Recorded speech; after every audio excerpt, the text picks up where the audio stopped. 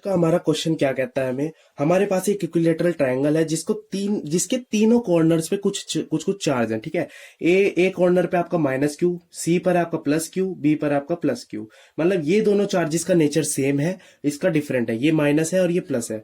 अब minus plus charge हमेशा आपस में अट्रैक्ट होते हैं, ठीक है, तो ये अट्रैक्टिव फोर्स लगाएंगे।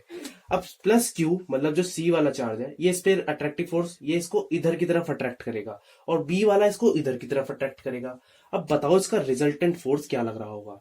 जो ए पॉइंट है, ए पॉइंट, उस पर दो फोर्सेस लग रही हैं, ठीक है, तो रिजल्टेंट कुछ उसके बीच में से निकलेगा ना, तो इसको बीच में से निकाल दो, ठीक है। ये मान लो एक पैरेललोग्राम कंप्लीट हो रहा है ना, देखो एक पैरेललोग्राम बन रहा है। क्लास 11वीं का कॉन्सेप्ट यहाँ पर यूज होगा यार।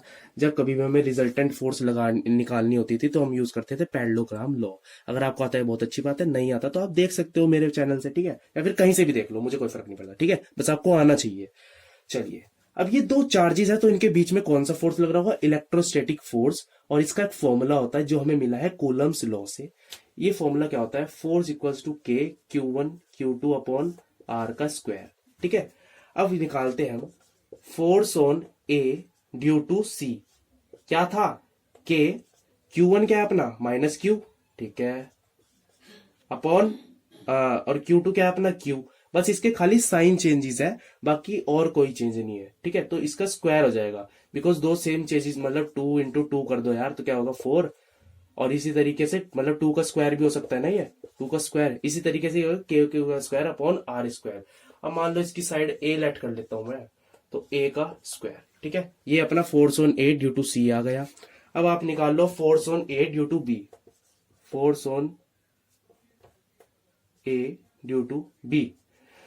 ये भी इस पर अट्रैक्टिव फोर्स लगा रहा होगा, because opposite charges attract each other. तो क्या फोर्स होगी, के Q1 upon sorry multiply Q2 into R square. R square क्या, डिस्टेंस का स्क्वायर, डिस्टेंस कितना है a, तो ये भी क्या हो जाएगा के क्यू का स्क्वायर, बिकॉज मैग्नीट्यूड इक्वल है।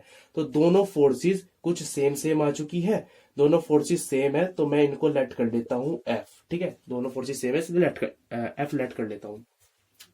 नेट फोर्स इस पर इधर की तरफ लग रही है, तो यहां पर मैं नेट फोर्स का फॉर्मूला लिख देता हूं, पैरेललोग्राम लॉ का फॉर्मूला, F1 का स्क्वायर प्लस F2 का square plus 2F1 F2 cos theta. अब ये इक्विलेटरल ट्रायंगल था, तो ये कितना एंगल होगा, 60 डिग्री होगा, ठीक है, 60 डिग्री होगा।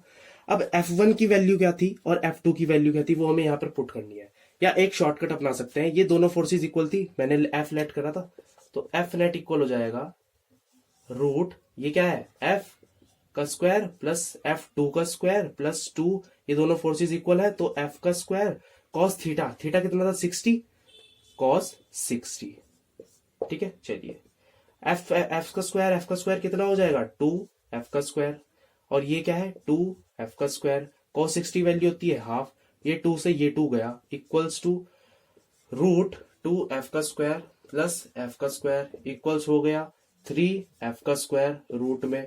अब ये F बाहर आ गया, इक्वल्स टू रूट 3। F का वैल्यू आप रख दो, दोनों F की वैल्यू क्या है, सेम है, तो आप कोई सी भी रख सकते हो, ठीक है।